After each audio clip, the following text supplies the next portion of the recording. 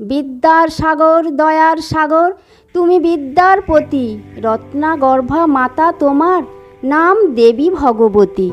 জন্মগ্রহণ করেছিলে তুমি মেদিনীপুরে বীরসিংহ গ্রামে। বর্ণ পরিচয় লিখে তুমি জায়গা করেছ সবার প্রাণে।